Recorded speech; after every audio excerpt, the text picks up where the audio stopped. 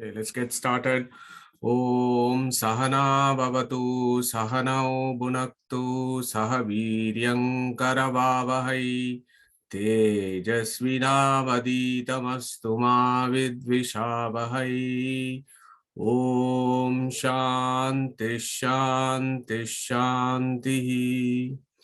Yo antah pravishya mama vacha imam prashuptam sanjeevayati akhila shaktidhara swadamna anyamshta hasta charana shravanatvagadin pranan namo bhagavate purushaya tubhyam lasatu shrimadanandati yuddendurno hrudambare yadvachaschandrika swanta santapam vinikrantati पदवाक्य प्रमाण ज्ञान प्रणम्य शिरसा गुरून् व्याकरिष्ये यथाभूतं विष्णु तत्व विनिर्णयम्. So good afternoon, good morning and good evening everyone, and happy new year to all of us. May the new year bring us more prosperity and also more satsangs and more spiritual advancements for all of us. You know, we have done this satsang for 3 years now. This is our 4th year. And quite a lot of syllabus have been covered so far, and I can't wait to discuss the third Valli of the second Adhyaya of Kata Upanishad. So if you think about it, we started Kata Upanishad in December 2021. Okay, so at that point, we went through the stages, and Nachiketa's first vara was that my dad, Uddalaka, needs to have a good buddhi, he should not get angry and so on. And his second vara was, Yama, teach me that Agni, that Nachiketa Agni, by knowing which I can reach moksha, Swargyam Agnim, as he called it. And then he said, once I reach in moksha, what is my situation there? Do I have my identity there in moksha? What is this moksha? Who is this Paramatma or Bhagavanta who is there in moksha? What is my relationship with this Paramatma? Do I exist in moksha? Do I become Paramatma myself? These are all the questions that Nachiketa has asked Yama on our behalf. So these 3 questions of Nachiketa essentially covers the whole of the philosophical questions that we as humans who are in this sadhana sharira may actually want to ask such an exalted being like Yama. And Yama patiently goes through the discussion, which we have done over the last 1 year. We have listened to Yama as to how he has explained this in the Kata Upanishad. And there were some very key verses. He said, look, if you want to know about this Paramatma, he said, Sarve Vedaha Yatpadam Amananti. Tapamsi cha sarvani yadvadanti yad icchanto brahmacharyam charanti tatte padam sangrahena bravimi om ityetat. That is how he started. He said the whole of the Vedas, or you can know this Brahman or Paramatma only through the Vedas. That was the very first definition that Yama gave, and he defined this Paramatma as Om iti etat. Yeah. And then we have seen similarly in Kata Upanishad also, in Gita also, he said, Vedaishta sarvair ahameva vedyaha. Vedanta krit vedavid evecha aham. In the first line he said, Vedaishta sarvair ahameva vedyaha, where you look at it in 2 angles, where Krishna says, I alone know the infinite Vedas, or the other way of reading that verse is, all the infinite Vedas only glorify and talk about me. I.e., I can be known only through the Vedas is another way of looking at it. And again, the Vedas have also told us, na indriyani, na anumanam, vedahi eva enam tasmad ahuhu vedaha. So the Vedas themselves give a definition of what Veda means.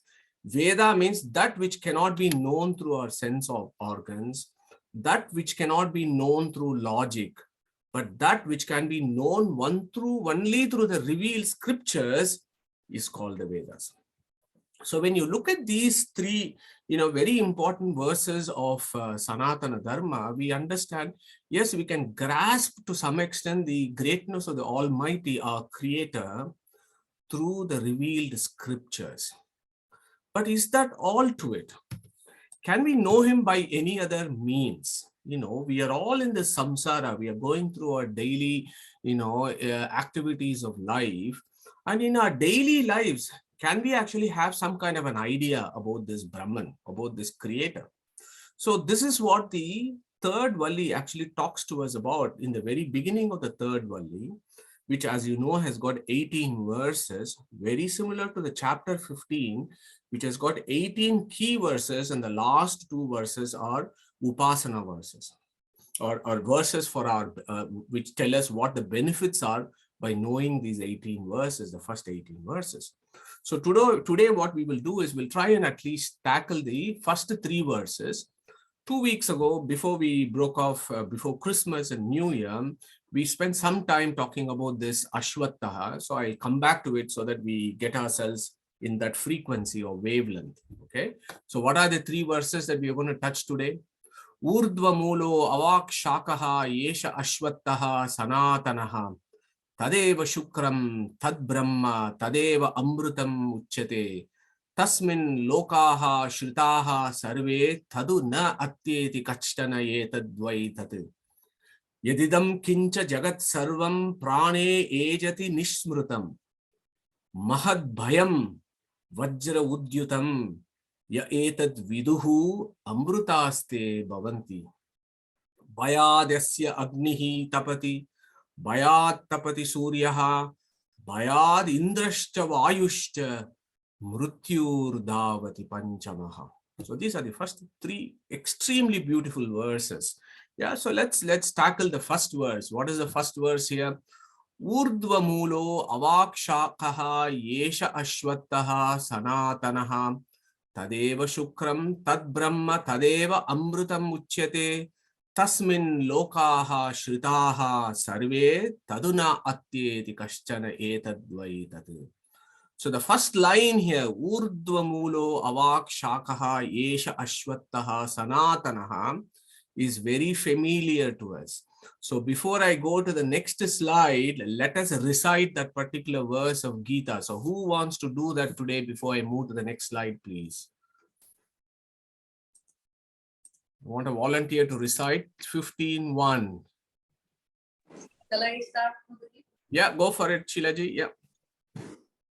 Amulamadashakam ashwatham rahuravayam chandamsi yasya parnani yasvam veda savedavit. Thank you very much, Neetaji, beautifully, Sheilaji, very beautifully rendered. So the idea there is Krishna and Yama are on the same page here. What they are telling us is, when you look at this universe, when you look at this stupendous universe, you can actually have a grasp of the greatness of its creator. Okay, so that is the idea of both Yama in Kata Upanishad and Krishna in 15:1 of chapter 15:1 in Gita. So let us think back and look at what is the gravity of what they are actually telling us. Yeah. So I've just picked up some facts from the internet. Yeah. So just to keep you interested and see how amazing this universe is. And this is what Yama and Krishna are talking about. So when I did the recent Google search yesterday, when I was doing this slide, I was just looking at in the visible universe, how many galaxies are there? Okay, so this is a rough estimation, 2 trillion galaxies we are told. Okay, and that would mean 200 billion trillion stars in the universe, okay? So 2 trillion galaxies. And in that, there is just this one galaxy we call the Milky Way, where we are. This Milky Way has got 100 billion stars. So this is this Ashwattaha that we are talking about, this Ashwatta that Yama and Krishna are talking about. This Ashwattaha, which is this universe, and a tiny portion is this Milky Galaxy. And in that Milky Galaxy, there are 100 billion stars. And in that 100 billion stars, we are told there are at least 40 billion planets in a galaxy that could support life. Okay. Apparently 1 in 5 stars. So these are all the data I picked up from the internet. You can do your own search. And then this was most interesting. The most Earth-like planet, which is very close to our galaxy, which is close to our solar system within this galaxy, is called Kepler 425b.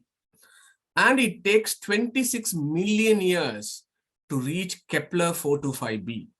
Okay, so that is the scale you're talking about.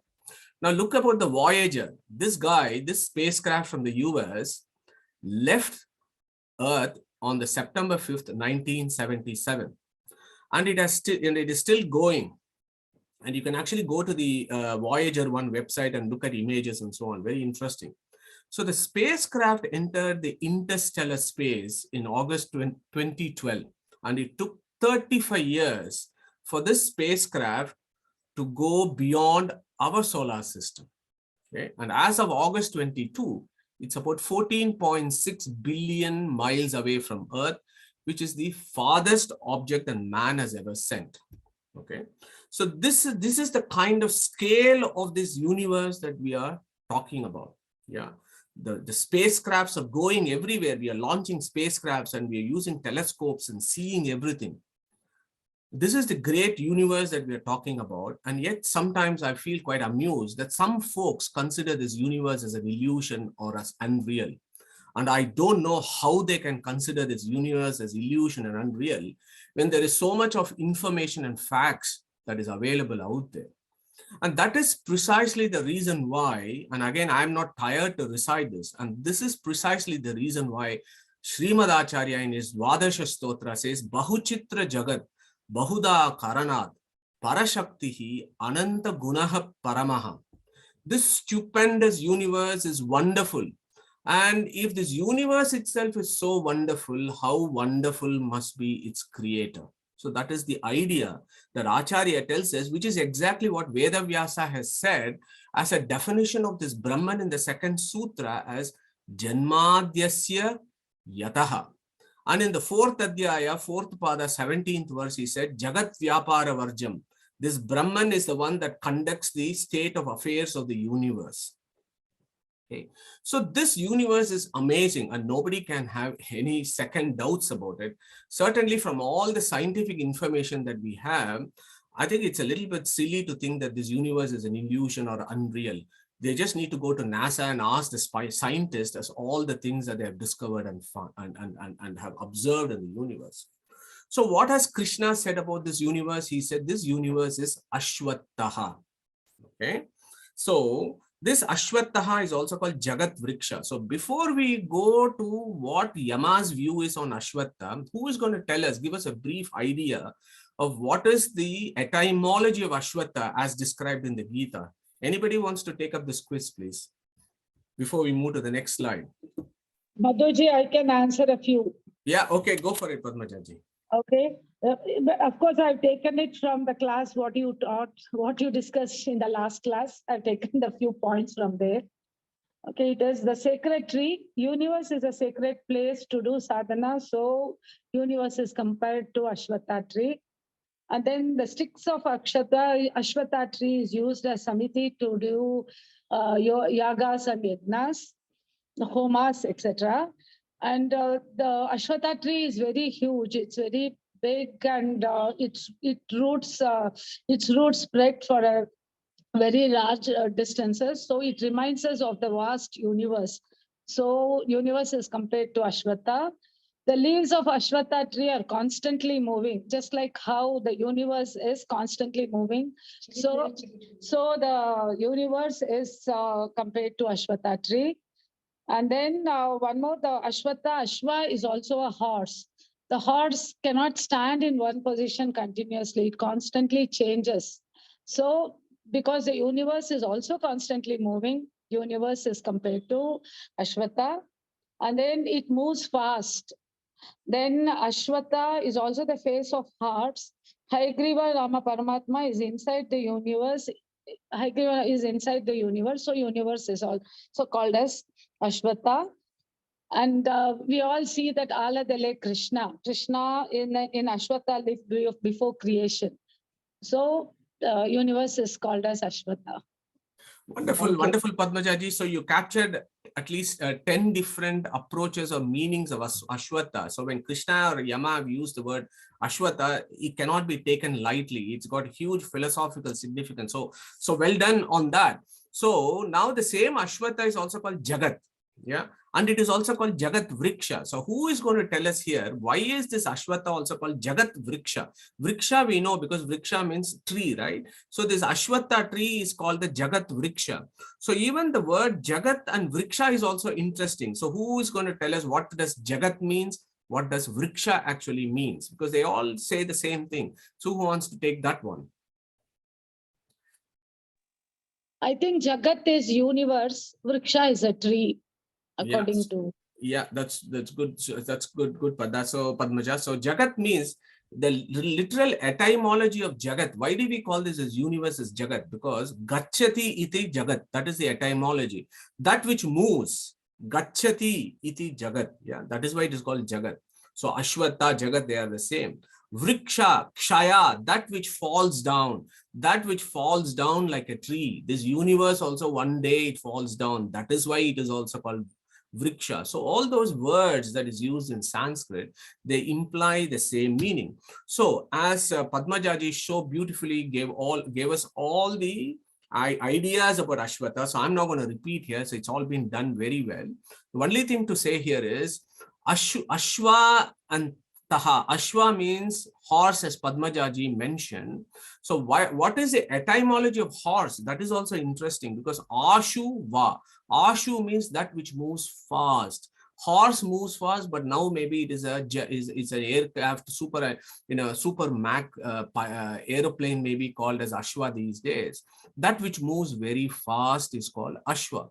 Now here is another thing. So in the universe, in the material universe, we all consider that the mind is the fastest moving entity. Mind moves very fast. Okay, you will be surprised to know that certain philosophers consider that mind moves even faster than the light, in the sense that I can think about Kepler 425b. So it takes 25 million years to go to Kepler 25b planet. But now I can think of Kepler and I'm there in Kepler and I can grasp that Kepler. Yeah. So the mind in that sense moves faster than the light. But the Taittiriya Upanishad says there is another entity which is even faster than the mind. What is that? Yato vacho nivartante aprapya manasa saha. That is this Paramatma who even the mind cannot grasp because he moves so fast. And that is the idea about Hayagriva, as Padmajaji mentioned. And the other thing I wanted to mention here, Padmaja, is that Ashwa can also mean the Paramatma because Ashwavat Tishtati. So Ashwavat means he is inside this universe. That is why he is called Ashwanamaka, Paramatma, or Hayagriva. So those are all some of the ideas of Ashwata, so that we have all understood. So now what is happening here? So now the verse progresses. So although this Jagat Viksha Ashwata is moving, constantly moving, Yama said, Yesha Ashwataha Sanatanaha. And Krishna said, Avyayam. Okay, so they all give us the same idea. Avyayam means indestructible. And Sanatanaha means Sadatanaha. That means that which exists always. So this is the beauty of the universe. The universe is constantly changing, yet it is always there. It is eternally existent, although it is eternally changing. So this is the idea of the universe, this stupendous universe this Paramatma has created. In fact, that is called Pravahato Anaditvam. That means it is like the flow of the river. The flow of the river is always there in the Ganges. Although each water molecule is moving always, the river as a whole is constantly moving in the foothills of the Himalayas. Similarly, when you sit next to a beach, the waves are constantly coming and going. The waves are constantly there. And that is also the idea of the universe. Each wave is different in the sense that you have one wave and then after that, that wave receives and then there is another wave. So the waves constantly keep appearing and you can look at each wave as a universe. Yeah. So that is also another idea to say why it is Sanatanaha. Okay. Yeshaha This Eshaha means what? This universe that is in front of you. That is what Yama is saying. Yesha Ashwattaha Sanatanaha. Okay. So this is interesting idea of the Vedic philosophy, that the universe is eternally existent and is constantly changing.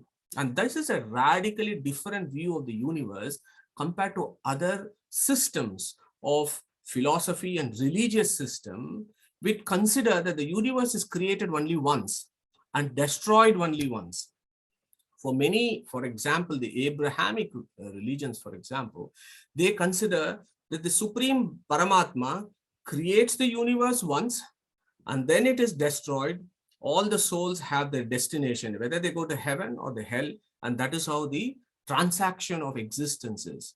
Creation of the universe only once and the destruction of the universe only once. Okay? That is a unique concept, but the Sanatana Dharma's view is it's in the other extreme, and it says no, the universe is eternal cycles of creation and existence. So I've got a question for our contemplation. What are the philosophical problems if the universe is created only once and destroyed only once? Anybody has got some views here? What would be the problem if universe is only created once and destroyed once?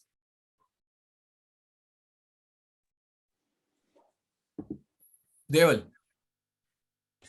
It will not give it reality or meaning. Why do you think it will not give reality? Because then everything is transient. Okay. All right. Interesting thought, Deval. Anybody else? Okay, so from a physics perspective, Madhu, I mean, if matter has to exist or it has to be converted into energy, so something has to exist. It cannot just disappear. Yeah, good point. Good point, Sushruth. But there is one. One more thing I was thinking, there has to be someone else who's doing it. Someone who's doing this creation and destruction outside this thing. Yeah, true. Yeah. So that guy can just create once and then destroy it once, and that's it. Yeah, but where is that guy? What else? Yeah. So it's a very deep fundamental. Yeah, you have to be doing something.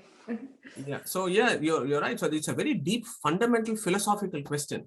And we are very grateful that our rishis have actually asked this question and they come up with an answer. So here is a Vedic rishis perspective as to why the universe cannot just be created once and destroyed only once. Okay. So here is a problem. If there is this Bhagavanta, this Brahman who is sitting there, and then he says, okay, I am going to create this universe. Okay. The question there will be, what prompted him to create the universe? Everything was hunky-dory. He was alone sitting there and there was nothing else around him. And suddenly one day he decided, I am going to create this universe out of nothing. Okay, so that is one of the Abrahamic views. Universe creation from ex nihilo. Yeah, so creation from nothing. Yeah. So what moved him to bring the universe into creation? So that is the first question. The second question is, if this universe was only created once and then it was destroyed, then after that, the universe will never come back again. So the Vedic Rishi's view is, then in that case, this Brahman must be getting terribly bored. Who would want to be in existence alone with nobody else and no job to do and just sit there alone? It's such a poor state of existence for this Brahman. So with those kind of ideas, think about this. With those kind of ideas is why our Vedic philosophy says this creation of the universe is eternal, and there was never a point where the universe was not created and destroyed. And there will never be a point in the future where the universe will not be created and destroyed. It is a constant pravahato anaditvam. And the evidence comes from the Rig Veda, 10th mandala, 190 Sukta 3. It's a very important verse, very famous verse. Surya Chandramasau Data Yata Purvam Akalpayat. Like how the sun and the moon was there in the previous creation, exactly like that, this Data creates the same sun and the moon in this creation, and he will also do it in the future. The same thing Bhagavatam also tells us, Yad idanim tadagre cha paschad api etad idrisham. Bhagavatam also says that. And here is a very interesting verse from Vyasa Smriti, composed by Veda Vyasa himself, who is the incarnation of Narayana, who is the founding father of Vedanta Darshana. Okay? Some schools have conveniently forgotten these scriptures. What does Vyasa Smriti says? Vishwam Satyam Vashe Vishnoho Nityameva Pravahataha. Beautiful statement. He says, this Vishwam is Satyam. This universe is real. Vashe Vishnuho. It is under the control of the Supreme Paramatma, whom we call him as Vishnu to understand some attributes of him. And this Vishwam Satyam Nityameva Pravahataha. Pravahataha means the flows. Nityam, eternally it flows. This is the view of Veda Vyasa. Okay? Composed thousands and thousands of years ago, which now the scientists of the cosmologists of the present day are beginning to grasp this idea. And there is this conformal cyclical cosmology that is popularly being put forward by Roger Penrose in Oxford. And what is his view there is that the Big Bang was not the beginning of the universe, but merely a single stage in an eternal cycle of creation and recreation. Okay? Check out for this paper. Very interesting read. Yeah. So the views about why the universe and how the universe is changing even in modern cosmology, but our rishis had all this worked out, particularly Yama and the Kata Rishi who had seen this verse. He's already said, Yesha Ashwattaha Sanatanaha. Okay, so next the question that we should ask is, if this universe is constantly changing and it is an eternal cycle and so on, as Neetaji mentioned previously, then it must have somebody who has created it. Okay, who is this creator? Okay. Yama says, this Yesha Ashwattaha Sanatanaha, the cause of that is Urdhva Mulaha. And the same thing Krishna has also said, Urdhva Mulaha. Okay, so let's look at what is this Urdhva Mula is at great depth, because it's a profound philosophical statement. What Urdhva mean? What Mula mean? Yeah. So we all know this Atato Brahma Jignasa. This Brahma is the creator. Janma Adyasya Yataha. This Brahma has been mentioned as Vishnu Eva, Brahma Shabdashta Vishnaveva, and in this forum we have discussed a million times to prove all this. Okay, so the statement that Krishna has said is, and Kata Rishi or Yama has said is, this Brahman is Urdhva. He is called Urdhva. Urdhva is the name of the Paramatma. So what does Urdhva mean? So the etymology of Urdhva is Urdhvaha Uttamaha Sarvataha. So that is the meaning of Urdhva. Urdhva means high, above, highest. That is Urdhva. Okay. Unnatohi Urdhvaha Uchyate. Urdhvaha Uttamaha Sarvataha. Urdhvaha Vishnuhu. And Taitreya Aranyaka then says, Urdhvo Pavitro Vajanivasu Amrutamasmi Dravinam Savarchasam. So that is the evidence from the Vedas itself as to what is the meaning of Urdhva. Urdhva means that entity which is the highest. Okay, so that is the meaning of Urdhva there, not just somebody who's all the way up. Yeah, Urdhvo Vishnuhu. Mulaha. That is an interesting word. Mulaha means, some people feel that Mulaha means root. Fine.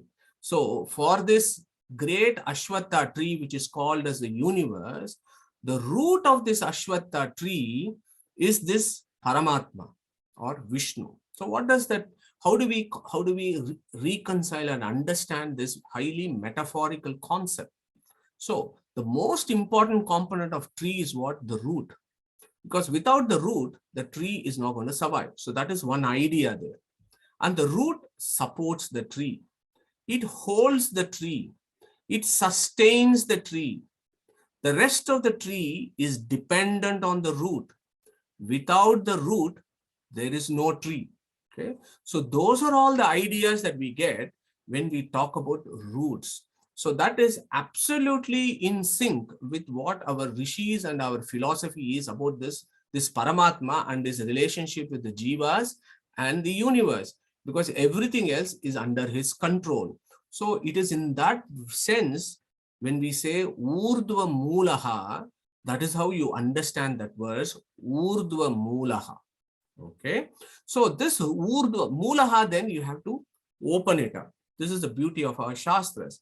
So what does a tree contain? The tree contains primary roots and it contains secondary roots, botany. So what is the primary root? Vedas say the primary root is this Paramatma, who can be called as Brahman, Vishnu, Krishna, Rama, whatever else. The secondary roots, there are two secondary roots. There is the Mula Prakriti, because Paramatma always uses Mula Prakriti to bring forth creation. The Abhimani Devata of Mula Prakriti is Shri Tattva, Lakshmi. So Lakshmi and Mula Prakriti are the secondary roots, and Vishnu is the primary root. Okay. So when Yama says Urdhva Mulaha, he is actually saying Om Janmadhyasya Yataha, Janmadhyasya Yataha. Okay. So this is what the Rishi is saying. So then the question, as we discussed in the previous slide, becomes, can the universe be created from nothing? Okay. So that is one of the Abrahamic views. And how do the Vedic Rishis think about it? Can the universe be created from nothing? Anybody wants to have a view on this? Can the universe be created from nothing? Because we are dealing with an omniscient Brahman, right? This omniscient principle can create anything. Kartum, akartum, anyata kartum samartaha, as we have seen. That is how he is described. He can do, he can undo, and he can do it in a different way as well. So that is what he does. So if that is the case, can this universe be created from nothing? We don't need Ashwata at all here. So what is the view? What do we think? So I think it can be created from nothing, but that is not the view of the Vedas. Okay, right. It can, I mean, if he is truly omnipotent, then he can create anything from nothing in terms of the concept. Yeah. But that is not what the Vedas are saying, is my understanding. I might be wrong. Thank you, Deval. Anybody else has got any other views? Pragnesh. He can create it from Ichha Shakti. Ichha Shakti, just thought, just a mere thought is enough for him to create anything. Yeah, beautiful, Pragnesh. Thank you. So I think all of us, both of you got the ideas. That's what Madhu, you said in one of the examples, like Unanabi, like spider creating its own web and eating the web again. So that's how God creates the universe and takes it in Veda. Yeah. That an example for this? Shilaji, we can't hear you clearly, so maybe you want to increase your volume in the system. But anyway, I think I got the idea. So you're talking about the spider weaving its web. So what is that that verse? Urnanabihi srijate grihnate cha yata keshalo mani. So that is all from Atharvana Upanishad. Beautiful, beautiful. So Neetaji, you're wanting to say something, Shushru? No, the same thing. Yatur nabi grunate shunate. Same.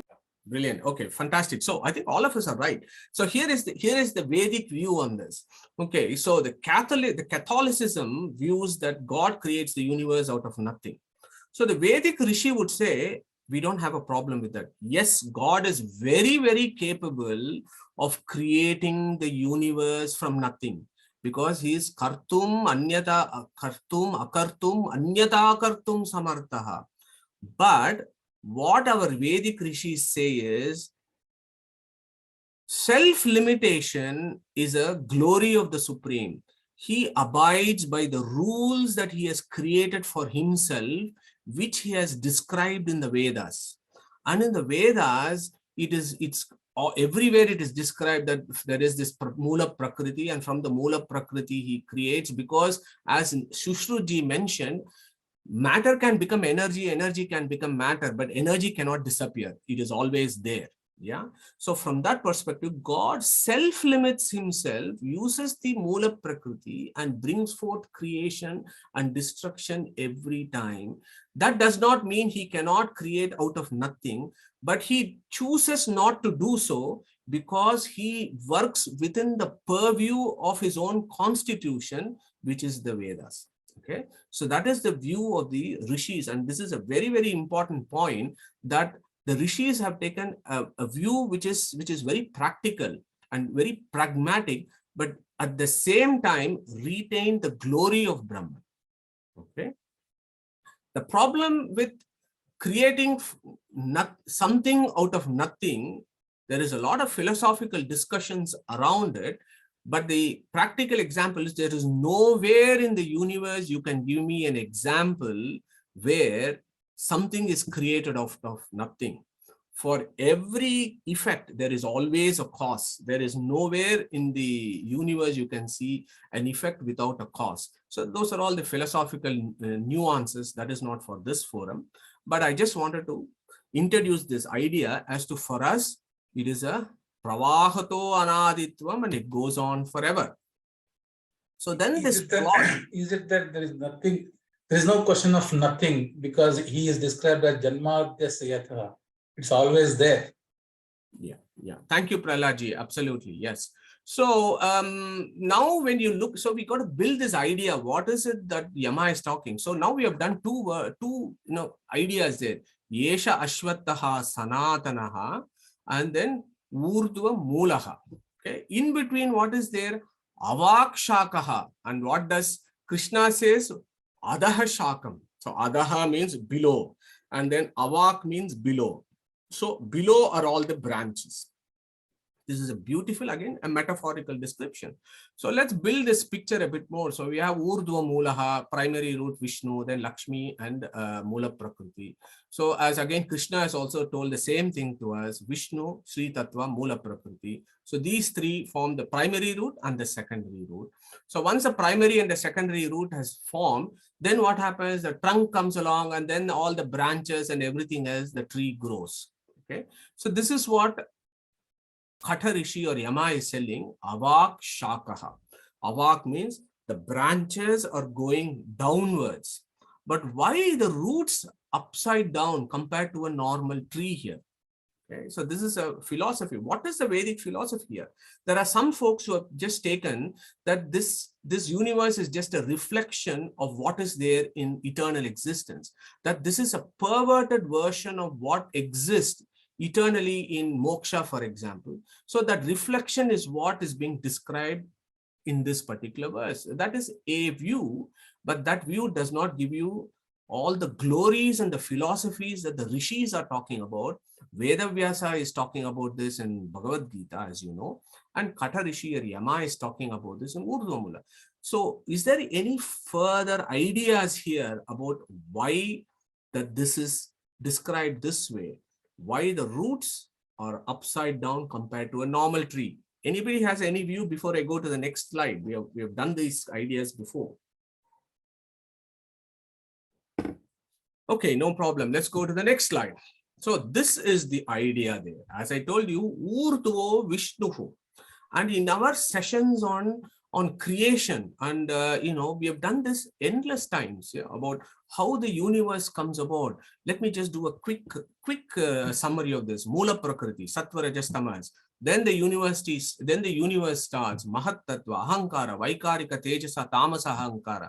Then from Tejasa comes Indriyas, from Tanmatra, from Tamasa Ahankara comes Pancha Tanmatras, from Pancha Tanmatras comes Panchabhutas, from the Panchabhutas, Akasha, Vayu, Tejasa, Prithvi. From Indriyas, Karma Indriya and Jnana Indriyas come. From Vaikarika Ahankara, Manas comes. From Mahat Tattva also a component of Buddhi comes. These are all the Adaha Shakas. Okay. This is the idea. So look at how things branch out.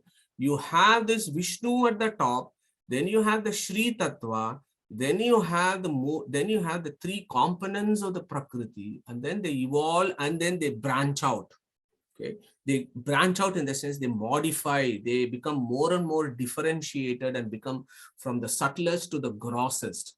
So this is the idea that Kata, Rishi and Yama as well as Krishna are talking to us about, not necessarily that this universe is a perverted reflection of the eternal existence that happens in moksha. That is a view, but we need to think deeper than that. Okay? So when you look at this, the branching out of the material existence, that is Adaha Shakaha, the branches. How this is where the Sattva, Rajas and Tamas is. They mix together. Then there is something called the Mahat Tattva that comes in.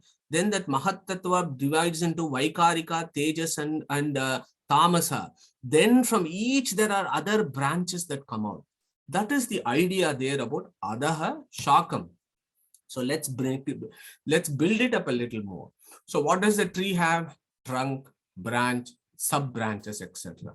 So these actually represent the various sentient beings of the universe. Okay, and again we have done the concept of Abhimani Devatas, Abhimani Vyapadeshastu Visesha Anugatibhyam. As you know, in the second Adhyaya, first Pada of Vedanta Sutra, that Veda Vyasa clearly has given us that concept. So Sattva, Rajas, Tamas is Shri Bhu Durga, Mahat is Chaturmukha and Vayu, Ahankara is Rudra, Rudra's three aspects, and all the Abhimani Devatas have also come. Okay, so each Abhimani Devata has got a body, so they are living beings. Okay, so just stay with me on this, because I'm building up this plot as to what is Krishna talking here, or what is Yama talking here when they talk about Adaha Shakam. So the various branches then become Chaturmukha. I just said Chaturmukha et al. So Chaturmukha Vayu. Then you have three branches, the three aspects of Rudra. Then you have the various, each sub-branch indicates a particular entity: Ganesha, Marichi, Pavaka, Buddha, Shani, Chandra, Soma, Kubera, blah, blah. You keep on doing the sub-branches. That is what becomes the phylogenetic tree of life. Okay, so this is the key idea of this particular verse that talks about the phylogenetic tree of life. And let me take you through this phylogenetic tree of life. I was doing some research on this last week. In 1866, there was a chap called Ernest Haeckel who drew the first annotated tree of life with three major branches: animals, plants, and the protist. Okay, so this guy, Ernest Haeckel, he described this thing called phylogenetic tree of life. Okay, but I don't know whether he knew, or probably he nicked from our Upanishads and our Bhagavad Gita this idea.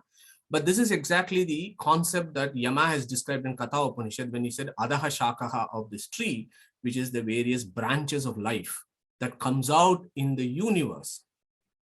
Okay, so in this particular idea of Haeckel, the length of the branch represents the evolutionary time. Okay, it's an interesting idea. So if you keep on doing these branches, then eventually you will reach a branch, humans. Then there are other branches like ants, mosquitoes, lions, tigers, whatever living thing that is there all over the universe. Okay, so when he says Urdhva Moolam, Yesha Ashwattaha, this Ashwatta tree, the origin is Urdhva Moolaha, and the branches, Adaha Shakaha, there are various branches of this tree. Those branches of the tree is the phylogenetic tree of life. Okay, and this is exactly, Krishna has also said the same thing, Adaha Shakam. So what does our Dvasuparana does? The bird is very interesting if you look at this. Dvasuparana Sayuja Sakaya Samana Vriksham Parishashvajate Tayor Anyaha Pippalam Swadatti Anashnananyaha Abhichakashiti. This fellow here, he is in this branch. That is me. This, if you take this bird as the soul is on this branch. This branch may be the branch of humans. This may be the phylogenetic tree which shows the branch of a human.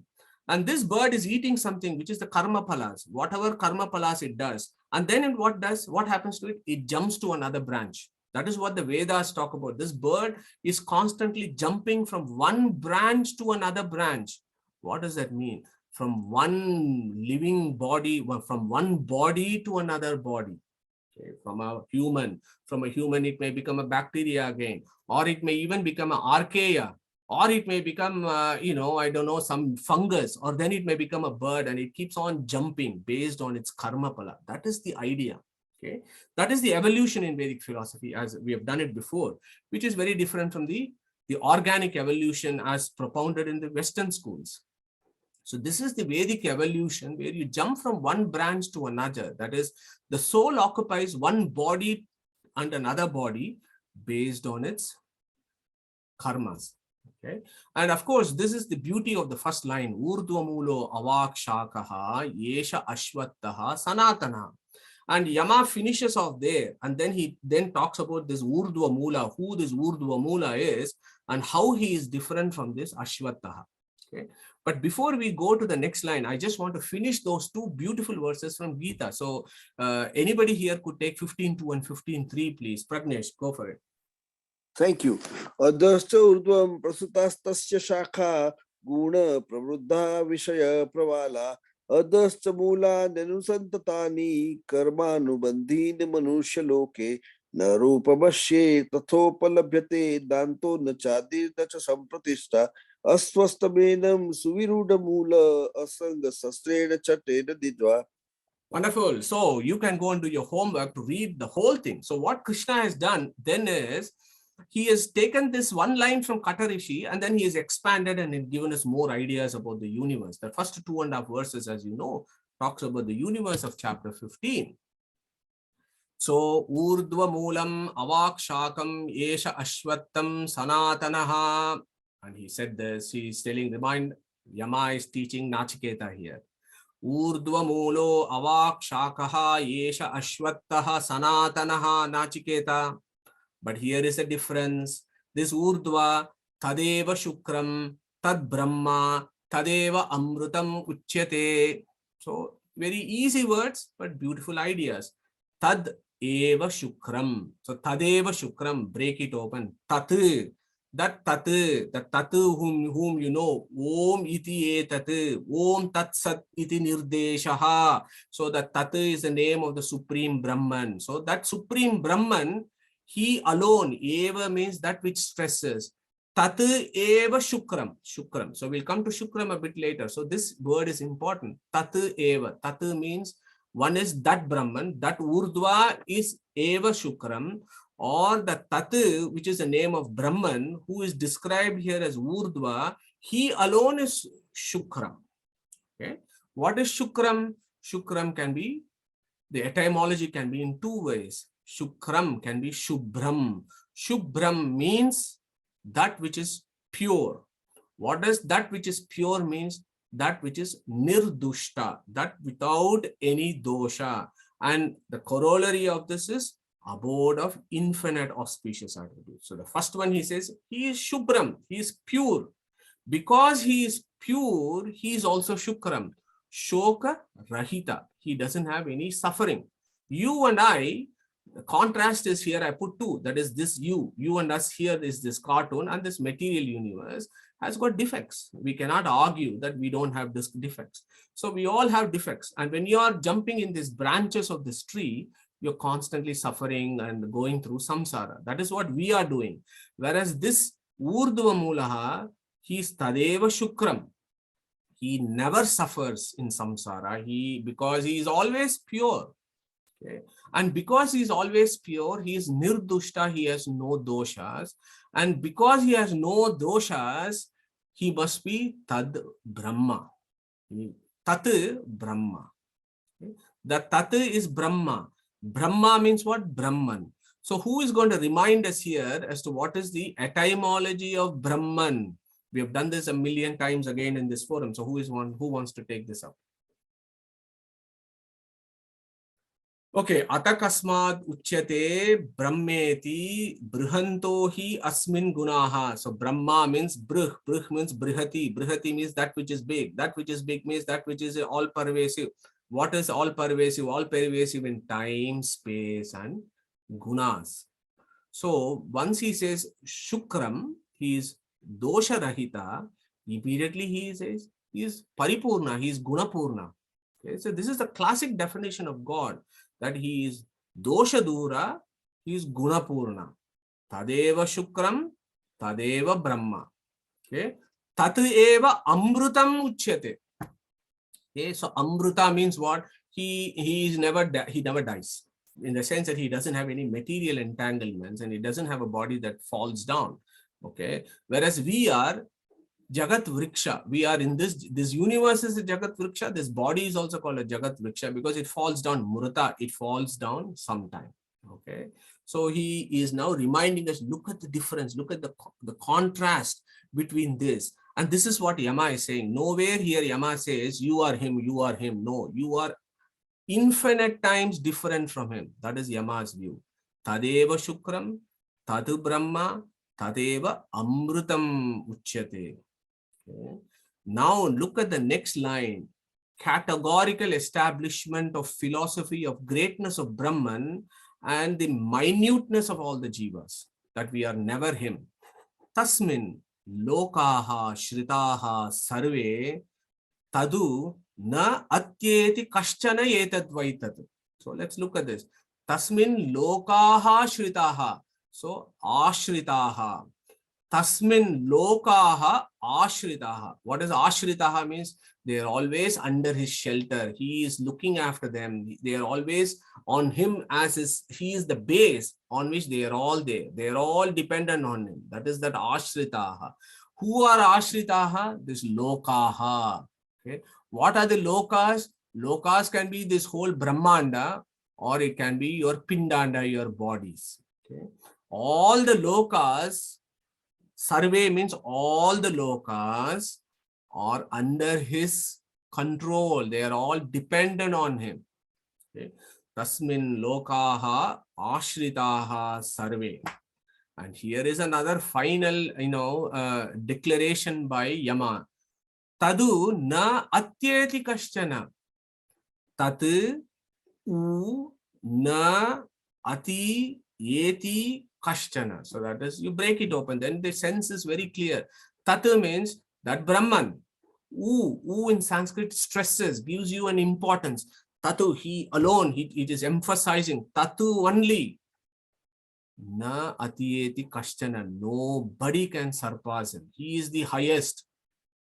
Nobody can become equal to him, and nobody can surpass him. So these are all extremely clear statements from Yama to Nachiketa, describing who this Urdhva Mulaha is. Yeah. So in the same Kata Upanishad, you will be very familiar with this verse, which also gives you the same idea. Indriyebhyaha parahi artha, artebhyascha param manaha, manasastu para buddhihi, buddher atma mahan paraha.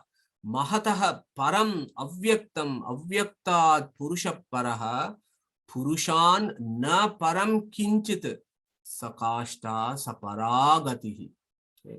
Nobody, so all these fellows, Indriya, Bhyaha, Arthas and all we have seen, they are all Abhimani Devatas. They are not literal jadas that we need to take here. So Mahat there is Chaturmukha, Avyayam there is Lakshmi, and then where is Manas too. Manas means, Manas is Rudra. Buddhi is what? Chaturmukha. Okay. So Indriyas are all the Surya, Chandra, etc. Okay. So all these fellows are there. They are below him. He is the highest. Tasmin lokaha ashritaha sarve tadu na atyeti kaschana. Yetat vai tat. So you be familiar with etat vai tat, because the whole of the third adhyaya, first and the second Valli, Yama is constantly saying etat vai tat, etat vai tat. This one who is very close to you as your antaryaman, etat as you know is very close to you. So this antaryaman who is inside you is the same fellow who is in moksha, tat. And that is how he is. How is he? Tadeva shukram, tadu brahma, tadeva amrutam uchyate, tasmin lokaha ashritaha sarve, tadu na atyeti kaschana etadvai tadu. So this is the beauty of this verse. Urdhva mulo avakshakaha yesha ashvattaha sanatanaha tadeva shukram tadu brahma tadeva amrutam uchyate tasmin lokaha ashritaha sarve taduna atyeti kaschana. So our friend Yama, we got another 10 minutes or so. So our friend Yama doesn't stop there talking about the beauty of this universe and how this universe is dependent on him, because he said tasmin lokaha ashritaha sarve in the previous verse, right? He said everything in the universe is under his control. Okay, so he now explains this a little bit more. Okay, he explains, when I say sarve tasmin lokaha sarve ashritaha, what am I meaning here? What is my how am I viewing this? Okay, so I want to finish today's session with this. I thought we will do more, but there is so many ideas to discuss, so we will make a slow progress. So at least I will do the first line. Okay, yadidam kincha jagat sarvam prana ejati nismrutam. Okay, so this is beautiful. So Jagat, here he has slightly changed the word. See, previously he said Ashwatha. So here Yama says Jagat. And we looked at the etymology of Jagat. So if you have been listening to what I said at the beginning of this talk, who is going to tell me what is the etymology of Jagat? What is Jagat? That which changes. Correct. Okay. Gachati, Pragnesh, go for it. Yes, gachati iti jagat. Beautiful. So gachati iti jagat. That which moves is Jagat. Okay. So now the question is, why is this damn thing moving? This is the beauty of Vedic philosophy. They have not left any question unanswered. Yes, the universe is moving. The question there is, why on earth is this moving? Why should it move? Why should it be this way? Why can't it be some other way where the universe doesn't change and remains the same? Why should the universe constantly be changing? We got this entropy, isn't it? The universe is constantly moving from a state of increasing haphazardness. That is what physics tells us. But why is it like this? And Yama gives an answer. Yadidam kincha jagat. Yat idam kincha jagat. Whatever that you say as jagat, that which is in front of you and all the microscopes that you have used, not microscopes, telescopes that you have used to observe the universe, all the microscopes that you have used to observe your body. Okay, all these things that you call as jagat. Yadidam kincha jagat sarvam. Okay. So this whole universe, this which has been described previously as Ashwatha. So the question is, why is the universe constantly changing? Why is the universe constantly moving? What holds the universe together? Why are planets rotating and evolving? So these are all the things that Yama is telling Nachiketa. Yama is in Yamaloka, right? That is not some non-material platform. That is also a planetary system, and there are things that are moving around. So Yama is saying, they're having a conversation, right? So Yama is showing Yadidam kincha jagat sarvam. He's showing hands, look at all this jagat. You come here, you're in front of my gate. Look at all this universe. And we can look at the universe and say, we can ask these kind of questions. Of course, none of us ask these questions because we can't be bothered. We are more interested in other things. But philosophers, our rishis want us to ask this question. What is holding the universe together? Why are planets rotating and revolving? Why is the universe constantly moving? Okay, so I just want to spend some ideas to inspire all of us as to how great the Sanatana Dharma is. I cannot be tired by explaining how scientific it is. Okay, so the universe, so who is going to give us some ideas? Why are the planets rotating and revolving, and what is holding the universe together? So who wants to answer that from a very physics perspective? Pratnesh, you've given a lot of physics answers today. Yeah. Gravity, you have already pointed the arrow. I was being present. I am looking at the gravity, microgravity. You have already given the answers. Yeah. Okay, thanks. I'm glad you're looking at the slide, Pragnesh. So yes, gravity. Yeah. So and if you read cosmology, I'm not a physicist. I am zero in physics, but I like these ideas that are described around cosmology. And now the ideas of gravity that Pragnesh was mentioning about is becoming big deal. Yeah. So the universe is constantly moving, and its planets are rotating and revolving, and the universe is held together. Although it is an expanding universe, everything is in its position. Yeah. Relatively. So why is it all happening? The current view is it's all gravity. Okay. So now think about this problem. There are various terms I've listed because that's what I found in my literature search. Gravity, microgravity, gravitational waves, okay, and then gravitational singularity. This caught my attention about gravitational singularity. So the idea is there is the universe is, everything in the universe is happening because of gravity, of gravitational waves. This is supposed to be a weak force, whatever that means. It's a weak force that is everywhere in the universe because of mass. Okay, so the current thinking is before the Big Bang, Okay, so just go with me with this because I think it's fascinating. So before the Big Bang, there is this point of singularity, right? Where the universe is still not come into being. This is the cosmologist's view. So at the point of singularity, then the question there from the theoretical physics is nobody has seen it or measured it. It is just a theoretical physics idea. There is that point of singularity where the whole mass stroke energy of the universe is compressed in a small ball. That how is that being held together? Okay, so the physicists then say it is held together by gravitation, and that gravitation is infinite. Is infinite gravity, it's immeasurable gravitational force that holds that point of singularity together. Okay, and that gravitational aspect is now called gravitational singularity. Okay, that infinite gravitational singularity is what that holds the point of singularity together before the Big Bang happens. Okay. So this idea of gravity is very, very important for cosmology. But at the same time, the same idea of gravity is hugely important for Vedic philosophy. This is what I am coming from. For Vedic philosophy, it is hugely important, gravity. Yeah. And I've just put this guy called Aryabhatta, 476 to 550 BC. So who is going to give us ideas about who this Aryabhatta is? Are you familiar with Aryabhatta? So Aryabhatta is a great Indian astronomer. And look at 2,500 years ago, guys. And he talks about how the planets rotate. Why are the planets rotating and why are they revolving around? What is holding the universe together and so on. So why is Earth in its position? Why is it where it is and it is not falling down? So Aryabhatta, 2,500 years ago, he has described gravitation in his works. Okay, so I've just picked up the statement from my guru's teaching, Akrishti Saktishta Mahi.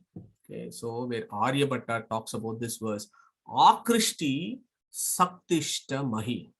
This earth is held in its place. This earth is rotating, it's revolving, it is all happening because of Akrishti Sakti. What is Akrishti? It is a force of attraction. Akrishti derives from Akarshana. Okay. Akarshana comes from Sankarshana. Sankarshana is another name for Sesha, okay, in Vedic philosophy. So if you take gravitational force as the Jada Tattva, the Abhimani Devata of Jada Tattva called gravity is called Akarshana or Sankarshana or Sesha. So that is a direct link with Vedic philosophy of gravity that holds all the forces together. Okay, so you might have all read or seen pictures, and I've just put this here, one I picked up this afternoon, where our Ananta Naga is supposed to have 1,000 hoods. So when Shastras say Ananta Naga has 1,000, Sahasra also means infinite. So we know there is infinite universe, a multiverse is the view. And Bhagavatam describes that this current universe is of the size of the mustard seed sitting on one of the hoods of this Sesha who has infinite hoods. Okay, so that is a metaphorical description of profound cosmology of Vedic philosophy. Okay, so this Sesha, who is the Abhimani of Abhimani of gravitational force, holds this universe together. That is the idea there. Now, who is Sesha under the control of? So the Shastra describes something called Vayu Kurma. Okay, so you will all be familiar with Vishnu Kurma, the Kurma Avatara that holds that Meru mountain. Yeah, those ideas all come from this philosophy. So you have the Sankarshana, then you have the Vayu Kurma, then Vayu Kurma is controlled by Vishnu Kurma. So that is the philosophy there, that this guy who controls gravitational force as an Abhimani, Tattva Abhimani Devata is called Sesha, who is under the control of this guy called the Vayu Kurma, and this Vayu Kurma is under the control of Vishnu Kurma, and this Vishnu Kurma is what has been told as Urdhva Moolam. Okay, so that is how you link this verse. So that is what he is saying. This whole universe, which is constantly moving and revolving and in its places, is because of this Vishnu Kurma and Vayu Kurma. And he describes them as what? Prana Ejati. So these are all the words that we need to watch very carefully when we read the Upanishads. So that prana, okay, who is that prana? And we have done amazing verses from Yama, right? Hamsa Gayatri, Hamsa Suchishat, Vasu Antarikshasat, Hota Vedishat, Atitir Dronashat, Nrishat, Varashat, Rutashat, Vyomashat, Abja, Goja, Adrija, Ritaja, Ritam Bruhat. You may remember that Hamsa Gayatri, one of the most beautiful verses of Yama. In that he said, Hamsa Suchi Shat, that very first line. Go and do some extra reading on that, because that Hamsa, we've spent 2-3 classes talking about who this Prana Tattva is. Okay, so you have Prana, and then Pranasya Pranaha, which is the Paramatma himself. So if you look at prana, why Yama has put prana there, that itself is significant. Yeah, Yama is not like you and me. He is amazing guy who puts words for a reason, and he puts prana there for us to bring two ideas. One is to talk about Vayu Kurma, he talks about Vishnu Kurma, so that we understand gravity, then we understand how this universe moves. And he put the word prana because the etymology is very important. Prana comes from two roots. So anybody wants to talk to us about what is the etymology of prana, please?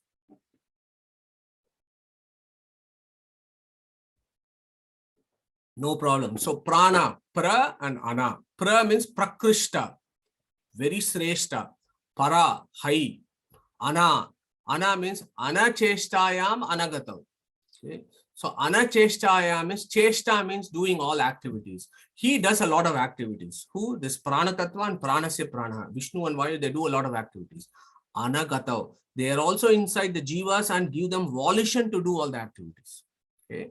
And they are prakrishta and they are paras. So that is why they are both called as pranas. And of course, in Keno Upanishad, Savu Pranasya Pranaha.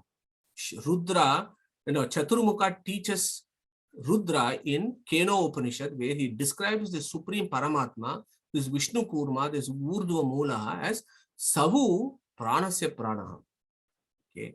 So the idea there is, it is because of this prana, pranasya pranaha and prana, sesha operates, and because sesha operates, gravitation is working properly. Because the gravitation is working properly, akrishti saptishtamahi, because of this, the whole universe is in its place. It's not disintegrated. Everything is happening very well. Now the question is, why do these fellows do this job? Why does prana do his job properly? Why does Sesha do his prana properly? Why does all the Abhimani Devatas of Brahmanda do their jobs properly? Okay, he says, Yejati. So this is an important, very interesting word. Prana Yejati Nismrutam. Nisprutam is very easy. Prana Nismrutam, Prana Ejati. So we look at it both ways. Ejati means ejana. Ejati means out of fear, you tremble. That essentially is ejati. Okay. They tremble out of fear. Okay. So this is a very, again, a metaphorical way of saying this Rudra, Chaturmukha, Surya, Vayu, Indra, Agni, Yama, all these guys do their, they're all doing their jobs of maintaining this Brahmanda because of ejati. They are tremble. This guy is so big. Urdhva Mulaha. He is so big. He is Pranasya Pranaha. And they all obey his Vedic constitution. And out of great respect for him and as a great duty for him, they do this job. They know that if they don't do their jobs properly, they will be in deep trouble. But these Abhimani Devatas don't do that. They are always doing the right thing.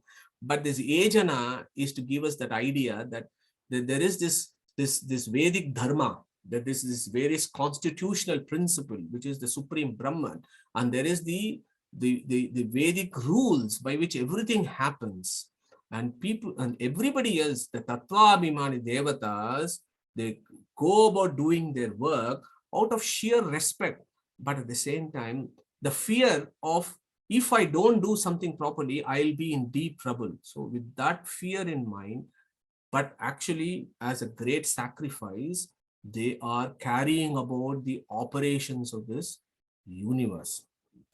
And where have these guys come from? Nismrutam. They have emerged or originated from Brahman. And how do we understand this Nismrutam? We have to go to Purusha Shukta. What did Purusha Shukta say? Chandrama manaso jataha chakshor suryo ajayata mukad indrascha agnishcha pranad vayu rajayata nabhyam asid antariksham shirshno dhyau samavaratada padbyam bhumim dishah shrotat tata lokana kalpayan. So every word here is an Abhimani Devata, and they all emanate from this Brahman who is described as Nismrutam. Okay. So there are huge amount of philosophy that is compacted in these verses.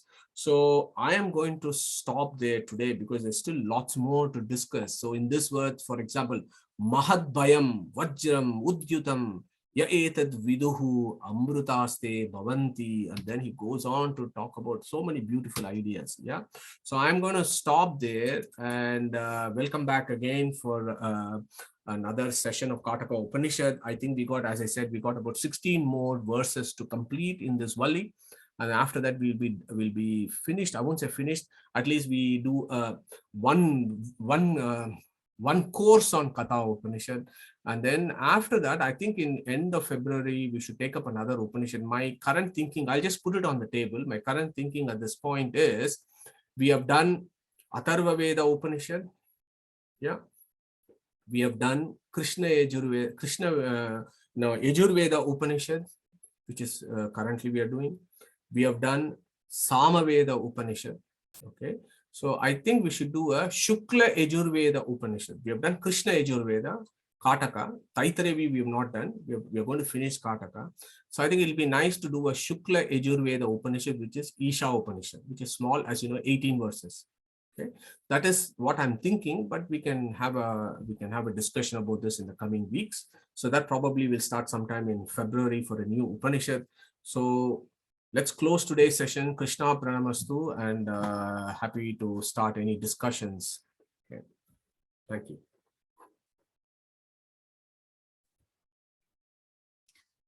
Can I ask a question, Madhuji? Yes, David. So going back to the cyclical nature of the universe and the difference between Abrahamic religions and Hinduism. So the reason, one of the you gave two reasons. One of it is that if there was only Brahman that existed, it would be very boring. But I mean, we've also discussed that, you know, the reasons for the creation is Ichha Matram. And if he's Brahman, how can he be bored? I don't know. Doesn't. Okay. Yeah. So when I said bored, I don't take my word literally that he was sitting bored, does not know what to do. Of course, he has lots of things to do. But imagine now, my next question, Deval, is why does he create in that sense? What is the need for creation? Why do you have to create? You don't have to create at all, right? Why does he create? Yeah, but so that's where we discussed, isn't it? He creates because it's his wish. It's the spider, like a spider weaving a web, and there's those three examples that we've done in the past, isn't it? Yeah. So it's not really a why. Yeah, so it tells you an idea of how that creation come about. Yeah, so when he says yata urnanabihi srijate grhnate cha, means like how the spider puts his web forth from its abdomen and then retracts the web. So, i.e. saying that again when it goes to another tree, it will put the web again and again it will retract. So we know from the spider, it is a beautiful example, right? That spider example, because it makes it from its own saliva or whatever that secretion is. And then that secretion has to be there for this web to be created. And then the web goes back and again the same secretion is used. So the idea there is this womb, that this abdomen that the spider has got, similarly is the womb of the Brahman, where there is this Mula Prakriti, which is that liquid, made, or from which the web is made by the spider, and this web comes out and then it goes in. So that Mula Prakriti is always there in Brahman. So that is the one idea to talk about the eternal creation and destruction cycles. The other one that that verse talks about is Yata Keshalomani. Keshalomani means like how in a man, the hair just spontaneously comes. We and you and me, when we get hair all over our bodies, right? And we don't make any special efforts to create hair. It just grows. Just to give you an idea of how spontaneity, you don't have to do any extra effort, is what the idea there. So that is what the Atharvana Upanishad also says, that creation of the Supreme is spontaneous in the sense that there is no extra effort. And then he also talks about how a seed is put in the ground, yeah, and each seed, and we have done this before, isn't it? The whole universe there is this individual seeds that are put in the universe, and they grow and mature and find their own destination. Each seed there is the jiva, and it is the jiva that grows as per its nature. And we have done this before. Neem seed becomes a neem tree, mango seed becomes a mango tree, neem seed does not become a mango tree, and vice versa. So each seed is distinct and it evolves into its own. It just manifests its whatever its destination is, and the creation by the Supreme Lord is because of that. Yeah. So, and again, Veda Vyasa, he has made some very important sutras there. So he says, na prayojanavatvat. Veda Vyasa says this universe is created not for Brahman's use. It is for the use of the jivas. He is so graceful that he creates this universe so that the jivas can work out their salvation. Lokavattu kaivalyam. So it is just a play. The creation of the universe is an act of spontaneity. Is again what Veda Vyasa says in the very next sutra. So the idea there, Deval, is, do we think jivas are infinite or not? No, that is true, but I think the argument is about why it has to be cyclical, isn't it? So if it is created for the jivas, then one of the argument would be only a handful of jivas come into existence in every creation. So I suppose it is graceful of him not to throw all the jivas. I don't know. So this is what the Vedas say, right? So I think the Vedas say this is how the transaction of universe, existence, etc. happens. So the view there is, it is a, see, the other religions, the Vedic view does not say yours is wrong. What Vedic view says is it accommodates that. It says yes, it's absolutely fine that it is possible. It is okay that the universe may be created only once, but the issue there is, you need to then philosophically ask the question, what is it that moved Brahman to bring creation into existence? Okay, number one. Number two, if the universe was only created once and destroyed once, after that what? What happens after that? After the universe is destroyed, what does the Supreme Purusha, what does he do? Okay. Is there any answer there? Does he do anything? Okay. And where is, so these are all the ideas. So for us, how our philosophers have tried to address this problem is to say, look, actually it is not like this. It is an eternal cycles of creation and destruction. And the souls work out their salvation either in this creation or in whatever other creations that they may be coming about. So that is how our views has taken. I hope that answers. It's a complex topic. Yeah. Yeah, it's a bit more clear. Thanks. Yeah, thank you. So there's another hand raised. I don't know. No, that's Raj Kulkarni. Is it Raj? Did you have something? No, I just unmuted Madhu. I'm very, very new, and excuse my innocence. You can call it if you want to. Who is gaining in all this, right? Is the creator gaining something, or the jivas are gaining by this creation?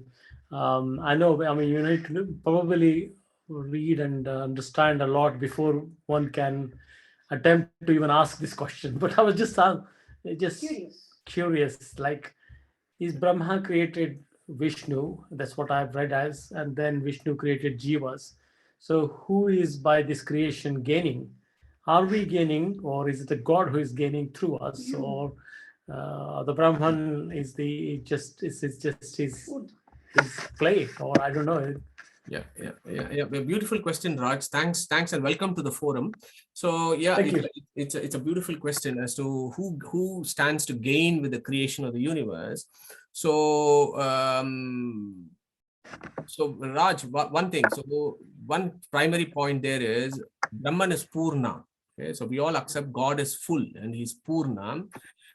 And he is so Purna that he is also called Apta Kama. Okay, Apta Kama means there is nothing that is there for him to be fulfilled. If only there is something that needs to be fulfilled, oh, let me create this universe so that I can have some extra fun. And that means what? He hasn't had that extra fun. So to have that extra fun, he has to create the universe so that he can have this extra fun with various creatures. No, because the Vedas describe him as Apta Kama.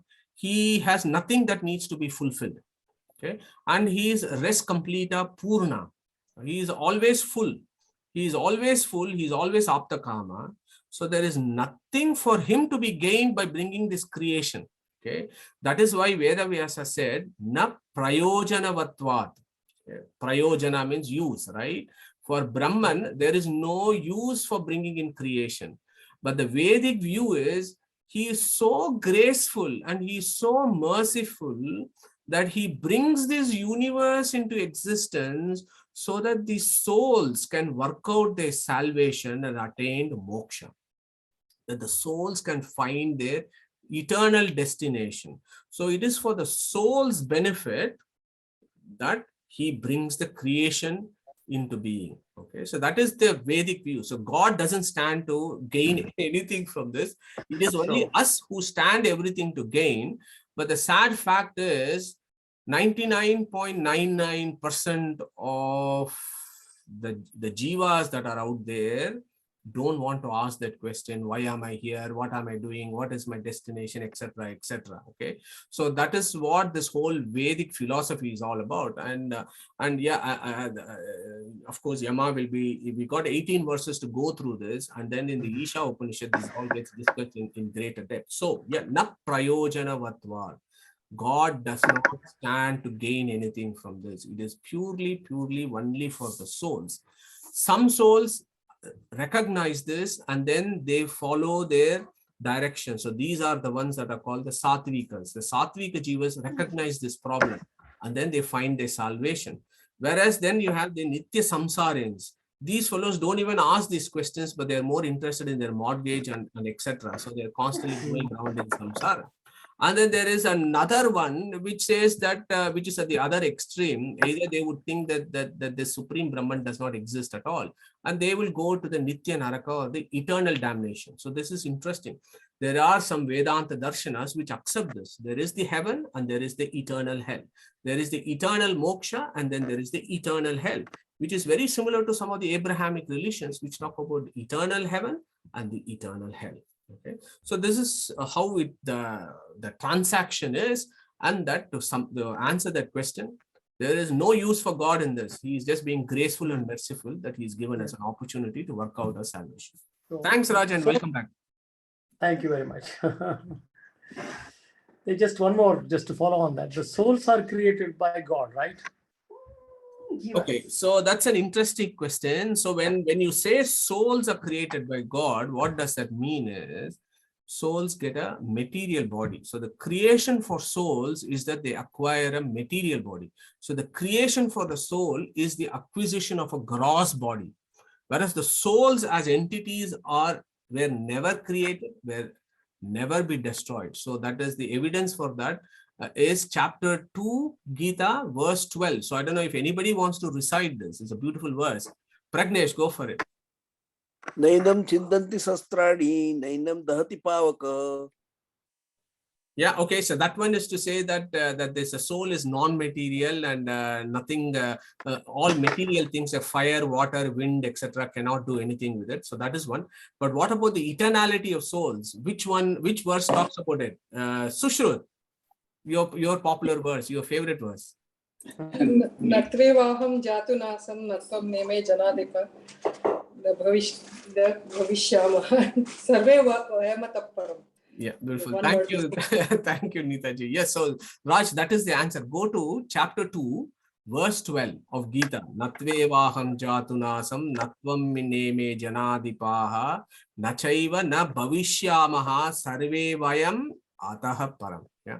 And again in Kataka Upanishad, we did a verse called Nityo Nityanam Chetanas Chetananam Eko Bahunam Yo Vidadati Kaman Tam Atmastam Ye Anupashyanti Diraha Tesham Shashvatam Shukam Na Itaresham. So there is another mantra in Kataka Upanishad that also talks about the same thing, Nityo Nityanam. So go and have a look at that. So the souls are created in the sense that they acquire a gross body. Thank you, Mother. I will just, yeah, as I said in the beginning that I've got a lot more to read and then understand before I ask these questions, but wonderful, wonderful, great questions. Have to start somewhere. Yeah, absolutely. Deval, you had something. Thank you. Sorry, no, I've run out of questions. Okay, excellent, guys. So welcome back again. Happy New Year. So let's Sorry, I have one question. If yeah, Neetaji, the last slide, we mentioned they do all the Abhimani, they were functioning because of fear. Is it out of fear or respect? You're right. That was my question. Is it because they are not scared? I mean, that was my view.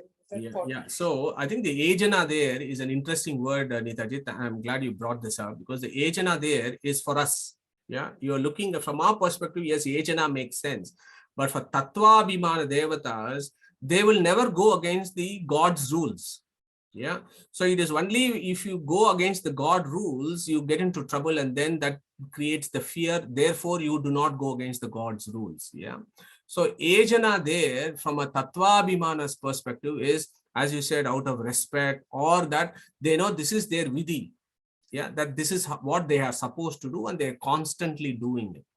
Yeah, so it is out of respect and as I said, service, and as a devotional service to the Supreme, they do their activities.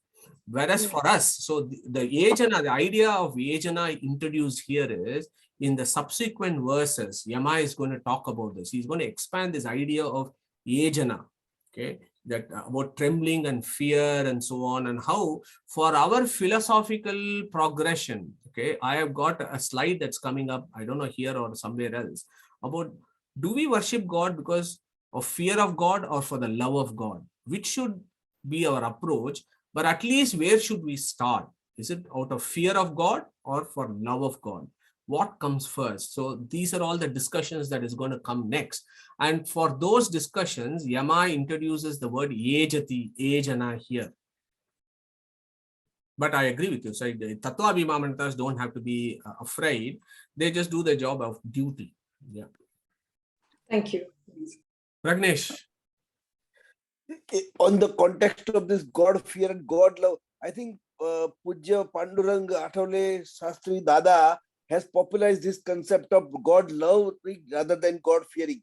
We in the childhood we have heard this terminology that he was very God fearing, but probably Dada, if I'm correct, somebody may correct me if I'm wrong, but he has popularized this concept in my understanding of God loving rather than God fearing. So thank you for bringing that up again. Thank you. Wonderful, Pragnesh. Yeah, great idea. We'll pick it up next week when we talk about this. So perhaps maybe you want to get some extra information about those ideas from the Dada you were mentioning about. So that'll be interesting. Yeah, the fear of God versus the love of God. Yeah, but the Yama's there is, I mean, I don't want to talk too much about this. Yama's view is, even if you don't love God, at least start with the fear of God. At least that you will do, you will get some punya. If you don't do anything, you of course going to do papa. If you do things for the love of God, that's amazing. But at least if you do out of fear of God, you're doing something. Yeah. So we can decide where do we want to start. So those are all the pragmatic discussions and practical discussions that Yama puts forth to Nachiketa in the next few verses, Pragnesh. So we will deal with all that.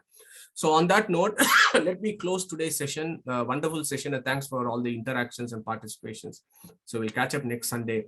Sushrut, can you take us through Om, please?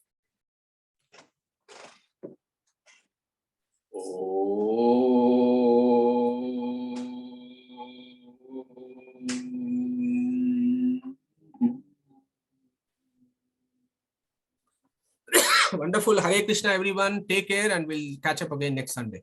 Hare Thank you. Hare Krishna.